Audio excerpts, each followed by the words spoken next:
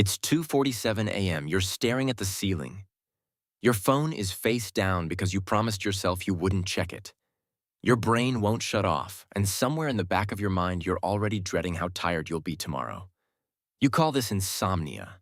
Your ancestors would have called it Tuesday. Because for most of human history, waking up in the middle of the night wasn't a disorder. It was the plan. And the fact that your brain still does it, thousands of years later, might be the last surviving trace of a survival system that once kept your entire bloodline alive. Let's start with the obvious question. Why would evolution build a brain that interrupts its own sleep? Sleep is expensive. It shuts down your senses, lowers your defenses, and leaves you blind and immobile for hours at a time. In a world full of predators, that should be a death sentence. So nature did something clever. It never let humans sleep too deeply, for too long, all at once. In 1992, psychiatrist Thomas Weir ran an experiment at the National Institute of Mental Health that changed how scientists understood sleep forever. He took a group of volunteers and removed every artificial light source from their lives. 14 hours of darkness a night, for a full month, no lamps, no screens, no clocks glowing in the corner. Within weeks, every single participant fell into the exact same rhythm. 4 hours of sleep, then an hour or two of quiet, wide-awake stillness in the dark, then 4 more hours until morning. Nobody taught them this. Nobody suggested it. Their bodies simply remembered. Historian Roger A. Kirsch found the same pattern buried in 5 centuries of human writing. Court records, diaries, prayer books, medical texts, even a passage in Homer. All of them mention something called first sleep and second sleep, with a waking period in between that people treated as completely normal. They used it to pray, to talk, to think, to plan the next day, sometimes just to lie there in the dark on purpose. Translators for centuries assumed this had to mean something else, because they couldn't imagine humans sleeping any differently than we do now. That's how deep the amnesia runs. We forgot an entire phase of our own consciousness and didn't even notice it was missing. Now here's where it gets interesting. We here didn't just track when people woke up, he measured their hormones. During that quiet middle-of-the-night window, prolactin levels spiked, the same hormone your body releases during deep meditation and immediately after orgasm. Subjects described the state as calm, clear, almost floating, unlike anything they felt during normal waking hours. This wasn't broken sleep.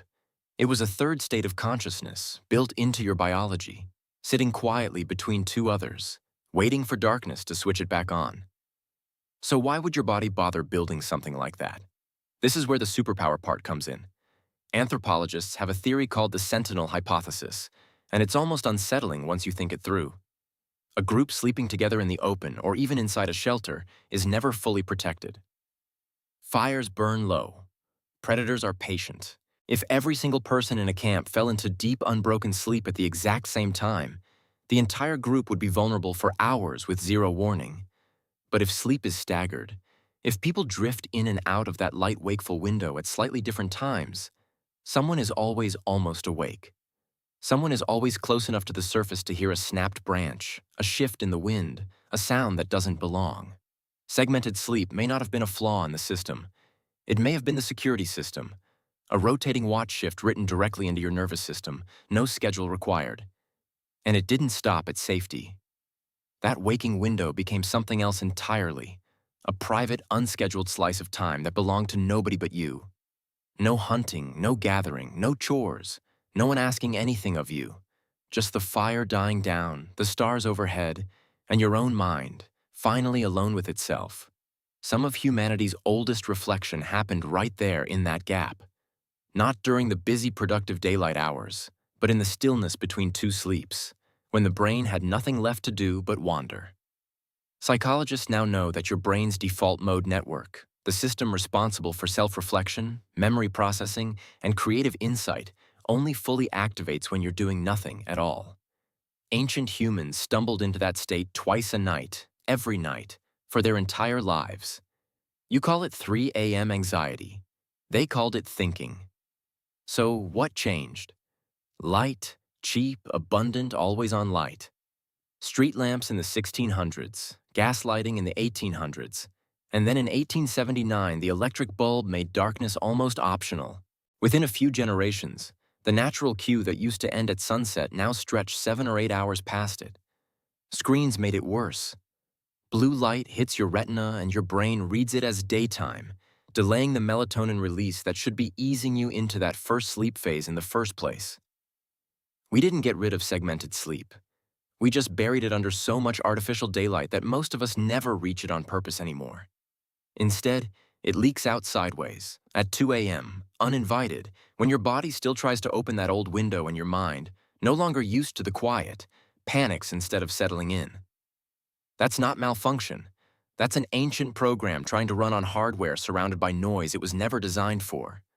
Researchers have actually tested this.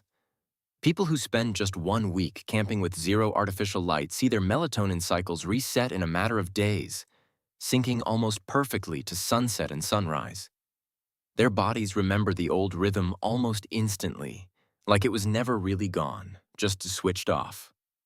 So the next time you wake up at 3 a.m., and your brain won't stop turning things over, try not to reach for the phone right away. You are not broken. You're not failing at sleep. You are running one of the oldest programs your species ever built. A night watch shift older than agriculture, older than cities, older than fire itself in some form. Your ancestors didn't fight that window. They used it. To listen for danger, to think, to feel the strange calm your ancestors somehow knew how to find in total darkness.